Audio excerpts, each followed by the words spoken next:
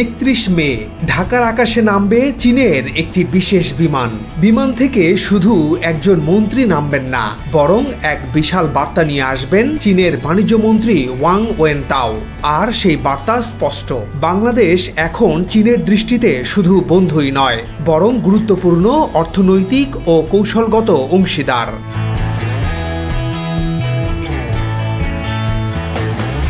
চীনা বিনিয়োগকারীদের এই সফর শুধু সৌজন্য নয়, এটি হতে চলেছে ভবিষ্যতের শিল্প, এভিয়েশন, বন্দর, প্রযুক্তি ও কৌশলের রূপরেখা তৈরির এক ঐতিহাসিক মুহূর্ত।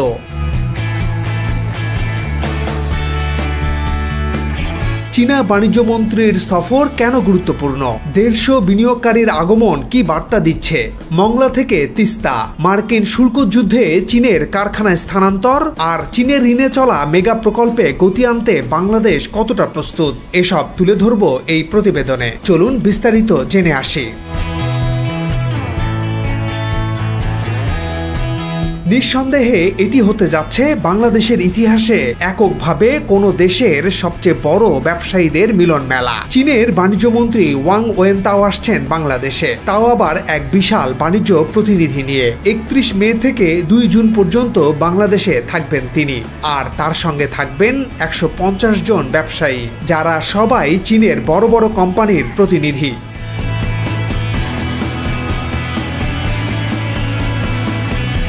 জানা গেছে, China council for promotion of international trade CCPIT, China chamber of commerce for import and export of machinery and electronic products CCCME এবং অন্যান্য প্রতিষ্ঠান মিলিয়ে এটি হতে চলেছে চীনের ইতিহাসে বাংলাদেশে সবচেয়ে বড় বাণিজ্য প্রতিনিধি দলের সফর।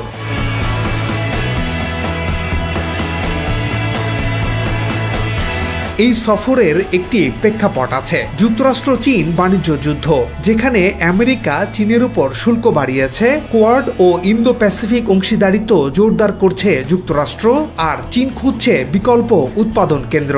ফলে চীনা ব্যবসায়ীদের এই সফরের দিকে নজর শুধু ঢাকার নয়, দিল্লি, টোকিও থেকে ওয়াশিংটন, অর্থাৎ নরেন্দ্র মোদী থেকে ডোনাল্ড ট্রাম্পের প্রশাসন পর্যন্ত চোখ রাখবে, খোঁজার চেষ্টা করবে কি হতে যাচ্ছে বাংলাদেশ চীনের পরবর্তী কৌশল।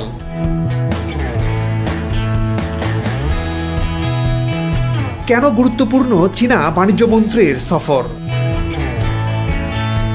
চীনের ব্যবসায়ীদের এই সফর এমন এক সময়ে হচ্ছে যখন বাংলাদেশ বিদেশি বিনিয়োগ পেতে মরিয়া। মাত্র কয়েক সপ্তাহ আগে ঢাকায় অনুষ্ঠিত হলো আন্তর্জাতিক বিনিয়োগ সম্মেলন। বাংলাদেশ বিনিয়োগ কর্তৃপক্ষ বেজার নির্বাহী চেয়ারম্যান আশিক চৌধুরী বিভিন্ন দেশ ঘুরে বিনিয়োগ আনার চেষ্টা করছেন। প্রধান উপদেষ্টা ডক্টর ইউনূস বিভিন্ন দেশ সফরে গিয়ে বাংলাদেশে বিনিয়োগের আহ্বান জানাচ্ছেন। আর চীনের বাণিজ্য মন্ত্রী ওয়েনতাও হচ্ছেন এমন একজন যার হাতে আছে বিদেশি বিনিয়োগ ও আন্তর্জাতিক বাণিজ্য নিয়ন্ত্রণের দায়িত্ব। ফলে তার এই আগমন ঘিরে নড়ে চড়ে বসছে বাংলাদেশ। এমনিতেই বাংলাদেশ ও চীনের বার্ষিক বাণিজ্যের পরিমাণ প্রায় $25 বিলিয়ন, কিন্তু এর মধ্যে বাংলাদেশের রপ্তানি মাত্র 1 থেকে 2 বিলিয়নের মধ্যে সীমাবদ্ধ।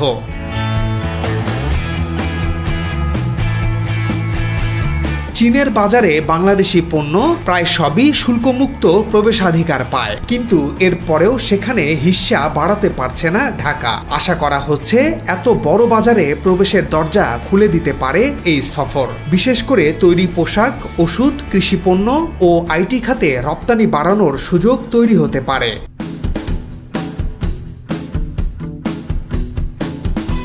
যেসব খাতে আগ্রহী হতে পারেন চীনা ব্যবসায়ীরা। চীনের সবচেয়ে বড় বাজার যুক্তরাষ্ট্র, কিন্তু সামরিক দিক, বিশ্বে প্রভাব বিস্তার ও পরস্পরের বিপরীতমুখী মিত্র শক্তিদের নিয়ে চীন যুক্তরাষ্ট্র একেবারে চিরপ্রতিদ্বন্দ্বী। ট্রাম্পের শুল্ক যুদ্ধে সবচেয়ে বেশি অস্থিরতা তৈরি হয়েছে চীনে। এই অবস্থায় চীনের অনেক কোম্পানি তাদের কারখানা ভিয়েতনাম, ইন্দোনেশিয়া বা মেক্সিকোর দিকে আগে যেমন সরিয়ে নিয়েছে, নতুন করেও নিচ্ছে। এবার চীনা ব্যবসায়ীদের চোখ থাকবে বাংলাদেশের দিকে। তাদের এই সফর বাংলাদেশের জন্য যতটা উৎসাহের তার চেয়ে বেশি চ্যালেঞ্জের। এই ব্যবসায়ীদের আকৃষ্ট করতে কতটা প্রস্তুত বাংলাদেশ? চীনের ব্যবসায়ীরা মূলত এভিয়েশন, অবকাঠামো, মেট্রো রেল, এক্সপ্রেসওয়ে, এমনকি নতুন আন্তর্জাতিক বিমানবন্দরের মতো বড় প্রকল্পে আগ্রহী। বাংলাদেশের বেসামরিক বিমান চলাচল কর্তৃপক্ষ আগামী 10 বছরের মধ্যে বৃহত্তর ঢাকায় দ্বিতীয় আন্তর্জাতিক বিমানবন্দর নির্মাণ করতে চায়। এই প্রকল্পে চীনের ব্যাপক আগ্রহ রয়েছে। কক্সবাজার ও সৈয়দপুর বিমানবন্দরের সম্প্রসারণে চীনা নির্মাণ কোম্পানিগুলোর ভূমিকা বাড়তে পারে। এছাড়া কার্গো হ্যান্ডলিং ও MRO খাতে চীনা বিনিয়োগ সম্ভাবনা রাখে।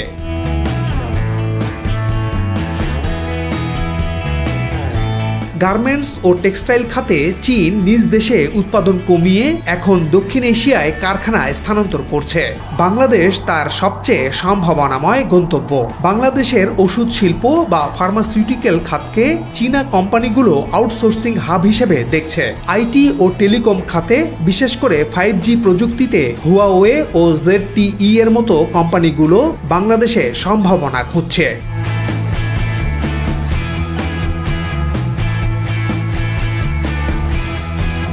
এমনিতেই সৌর বিদ্যুৎ প্রসারে চীন বাংলাদেশে বিনিয়োগ করছে। এবার রুরাল বাংলাদেশে সৌর বিদ্যুৎ প্রসারে চীন আরো বড় বিনিয়োগ করতে পারে। আবার চীনের ই-কমার্স জায়ান্টরা দক্ষিণ এশিয়ার মধ্যে পণ্য পরিবহনের ক্ষেত্রে বাংলাদেশকে লজিস্টিক্স হাব হিসেবে দেখছে।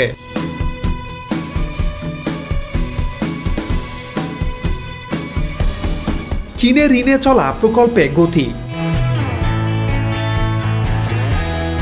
সন্দেহ নেই, চীনা বাণিজ্য মন্ত্রীর এই সফরে আলোচনার কেন্দ্রবিন্দুতে থাকবে বিনিয়োগ। চীনের অনেক প্রকল্প এখন বাংলাদেশে চলছে। 2016 সালে চীনের প্রেসিডেন্ট শি জিনপিং যখন বাংলাদেশে আসেন তখন $24 বিলিয়ন 27টি প্রকল্পের প্রতিশ্রুতি দেওয়া হয়। তার মধ্যে কিছু প্রকল্প শেষ হয়েছে, যেমন কর্ণফুলী টানেল বা পায়রা তাপবিদ্যুৎ কেন্দ্র।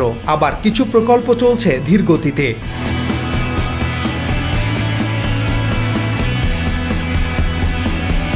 চীনের ঋণে যেসব মেগা প্রকল্প বাস্তবায়ন হচ্ছে তার মধ্যে অন্যতম ব্যয়বহুল প্রকল্প পদ্মা সেতু হয়ে ঢাকা-যশোর রেল সংযোগ। এই রুটে বাণিজ্যিকভাবে ট্রেন চলাচল শুরু হলেও কাঙ্ক্ষিত লক্ষ্য অর্জিত হচ্ছে না। প্রথমত লোকবল সংকট, পর্যাপ্ত ট্রেনের কোচ ও ইঞ্জিন না থাকা, খুলনা পর্যন্ত ট্রেন চলাচল নিরবচ্ছিন্ন রাখা কঠিন হয়ে পড়েছে।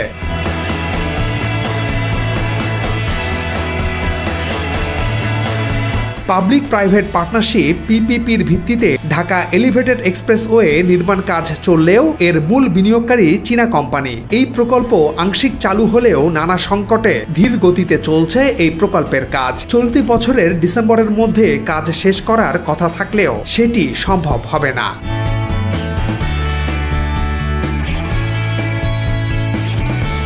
ঢাকা আশুলিয়া এলিভেটেড এক্সপ্রেসওয়ে আরেকটি গুরুত্বপূর্ণ প্রকল্প। এখানেও বিনিয়োগ করছে চীন। নানা সংকটের পরেও এই প্রকল্পটি মোটামুটি গতি পেয়েছে। চীনা বাণিজ্য মন্ত্রী ও ব্যবসায়ীদের এই সফরে এসব প্রকল্প পর্যালোচনা ও গতি আনতে উদ্যোগ নেওয়া হতে পারে।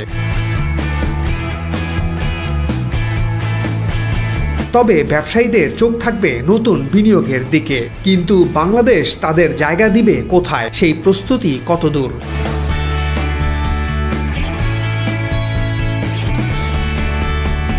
এক দশক আগে চট্টগ্রামের আনোয়ারায় চীনের বিশেষ অর্থনৈতিক অঞ্চল প্রতিষ্ঠার উদ্যোগ নেওয়া হয়, কিন্তু এর অগ্রগতি একেবারে তলানিতে পড়েছিল।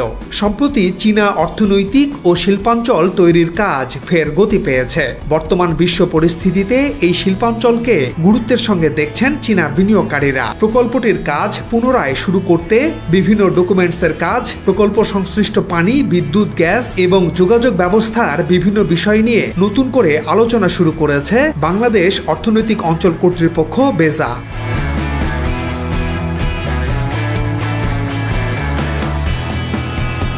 কর্ণফুলীর পাশে আনোয়ারা উপজেলায় প্রায় 800 একর জমির উপর চীনের বিশেষ এই অর্থনৈতিক ও শিল্প অঞ্চলে জাহাজ নির্মাণ, তৈরি পোশাক, রাসায়নিক, ফার্মাসিউটিক্যালস, টেলিযোগাযোগ, কৃষি নির্ভর শিল্প কারখানা, ইলেকট্রনিক্স, প্লাস্টিক, আইটি ও আইটি নির্ভর 371টি শিল্প কারখানা গড়ে তোলার কথা ছিল। বাংলাদেশ ও চীন সরকার G2G পদ্ধতিতে এই শিল্পাঞ্চল নির্মাণ করার কথা। এই অর্থনৈতিক অঞ্চলের গতি আনা খুবই জরুরি।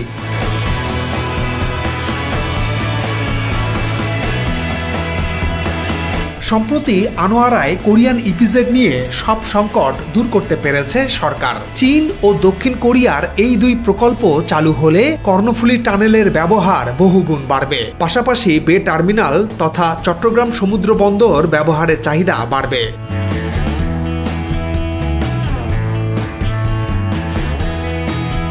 তবে আশার কথা হচ্ছে নারায়ণগঞ্জের ২৫০০ বিশেষ অর্থনৈতিক অঞ্চল প্রস্তুত। সেখানে ইতোমধ্যেই কিছু চীনা প্রতিষ্ঠান জায়গা বরাদ্দ পেয়েছে। ঢাকা সফরে এলে চীনা বিনিয়োগকারীরা এই অর্থনৈতিক অঞ্চলে যাবেন। এখানে তাদের বিনিয়োগের বিশাল সুযোগ আছে। চীনের কোম্পানিগুলো যদি এখানে স্থায়ীভাবে কাজ শুরু করে তাহলে বাংলাদেশে কর্মসংস্থান যেমন বাড়বে তেমনি রপ্তানিতেও নতুন মাত্রা পাবে।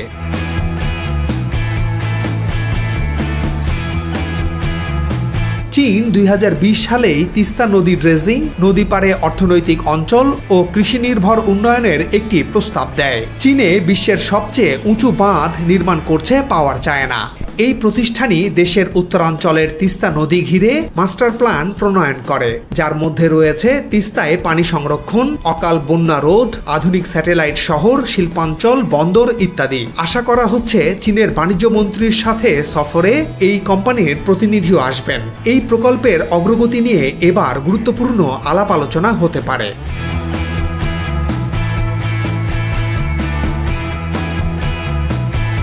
সবশেষে বলা যায়, চীনের এই সফর বাংলাদেশের জন্য বিশাল একটি সুযোগ। যদি বাংলাদেশ এই সফরের সম্ভাবনাকে কাজে লাগাতে পারে তাহলে রপ্তানি বাড়বে, অবকাঠামো উন্নয়ন ত্বরান্বিত হবে আর কর্মসংস্থানেও আসবে গতি। তবে এর জন্য প্রয়োজন হবে সুষ্ঠু পরিকল্পনা, দ্রুত সিদ্ধান্ত নেয়ার সংস্কৃতি এবং ব্যবসা বান্ধব নীতিমালার বাস্তবায়ন। চীন দরজা খুলে দিতে পারে, কিন্তু প্রবেশ করতে হবে আমাদেরকেই।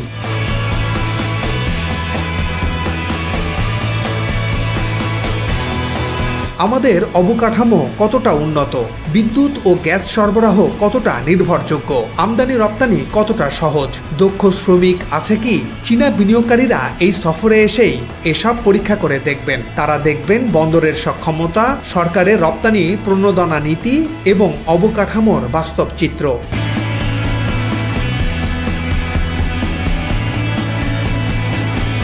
দর্শক, আপনি কি ভাবছেন? আপনি কি মনে করেন চীনা ব্যবসায়ীরা বাংলাদেশে সত্যি কারখানা স্থাপন করবে? তিস্তা মহাপরিকল্পনা বাস্তবায়ন সম্ভব? থেমে থাকা প্রকল্পগুলো এই সফরে গতি পাবে? কমেন্টে লিখুন। আপনার মতামত আমাদের জন্য গুরুত্বপূর্ণ। আবারও দেখা হবে নতুন কোনো প্রতিবেদনে।